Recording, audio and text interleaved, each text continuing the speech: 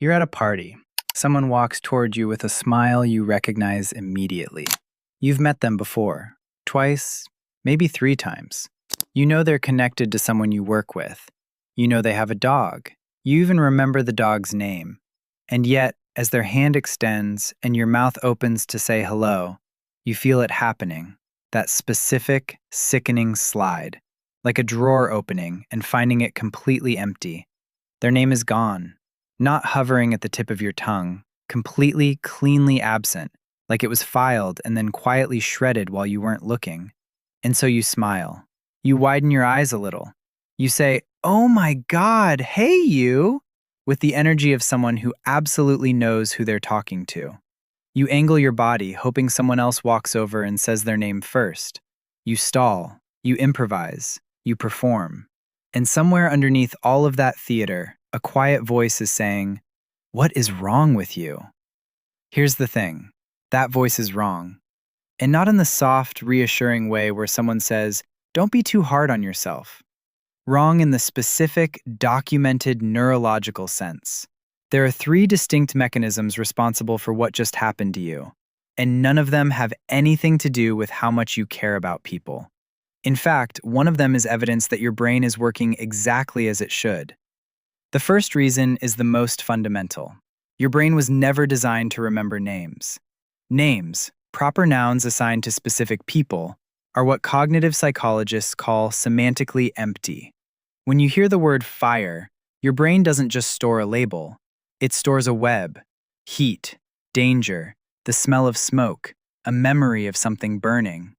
The word is connected to sensation, to survival, to 1,000 related concepts. It has hooks. It sticks because it has somewhere to stick to. A name doesn't work that way. Michael tells your brain nothing about Michael. It doesn't connect to an experience, a warning, a feeling, or a fact. It just floats there, isolated, in a brain that is ruthlessly efficient about what it bothers to retain. In 1987, psychologists Gillian Cohen and Dorothy Faulkner published research demonstrating exactly this: that proper names are reliably the hardest category of information for humans to retrieve, even when the person is completely familiar. Cohen called this the name blocking effect. And in 2004, psychologists McWeeny and Ellis gave it a specific demonstration that became famous in memory research: the Baker-Baker paradox. They showed participants a photograph and told half of them the person's occupation was a baker, and told the other half his surname was Baker. Same word.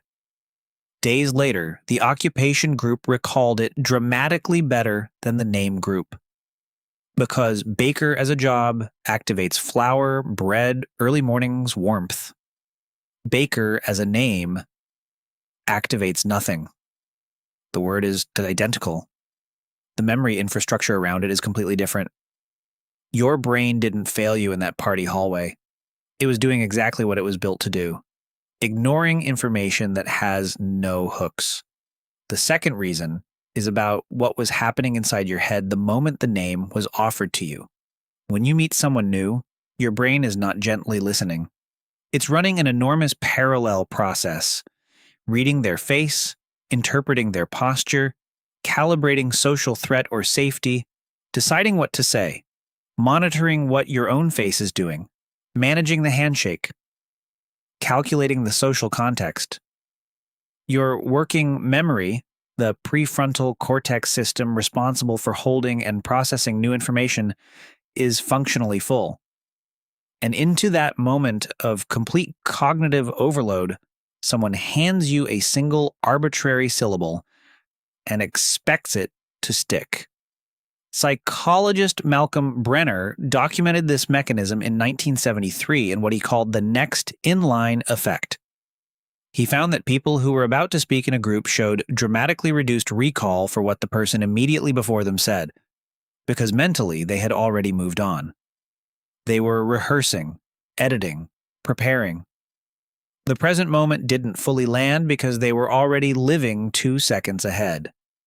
People with social anxiety or even just a strong internal narrator are stuck in this mode in almost every social interaction. While the other person is saying their name, you are already in the future, checking your own face, preparing your response, hoping you seem normal. The name arrives at the exact moment your attention is most unavailable. And a name that isn't attended to cannot consolidate into memory. Research on memory encoding shows new information needs approximately 30 seconds of focused attention to transfer from working memory into storage. Most introductions give you about 3. The name doesn't disappear. It was never stored in the first place. The third reason is the most surprising, and for a lot of people, the most reframing. People who chronically forget names tend to have highly associative memories. Their recall is richly contextual, built on stories, impressions, feelings, and meaning. Ask them what someone was wearing at a dinner party 3 years ago, and they might actually tell you. Ask them what that person said that surprised them, or how the evening felt, or what small detail stuck with them afterward, and they'll give you something real. They were paying a kind of attention that is deeper than nomenclature. In 2003, psychologist Susan Nolan Huxama's research on ruminative thinking styles showed that people with high internal processing, who think associatively and contextually rather than categorically, show systematically different memory architecture. They encode meaning, emotion, and narrative at the expense of isolated labels. Names are isolated labels. They fall through not because the person wasn't paying attention, but because they were paying a different, arguably richer, kind of attention. Memory champions, people who can memorize hundreds of names in minutes, are not smarter. They manually convert arbitrary names into vivid sensory stories and visual anchors, essentially constructing the semantic scaffolding that most names lack by default. They're doing by effort what your brain refuses to do automatically.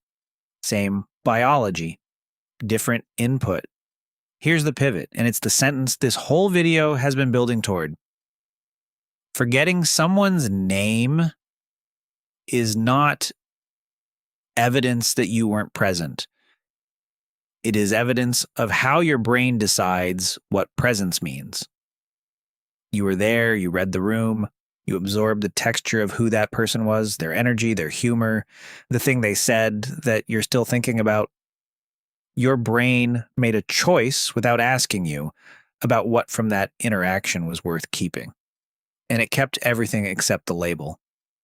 The name was the least interesting thing about them. And your brain, in its quiet, ruthless way, agreed. Back to the party, someone's hand is extended. You recognize the face, the laugh, the dog's name, the story about the promotion, and their name is nowhere. You used to think that blank meant something about how much you cared. Now you know it means something different. Your brain was too busy experiencing them to properly file the label, and honestly, of all the ways a memory could fail you, that one is not the worst.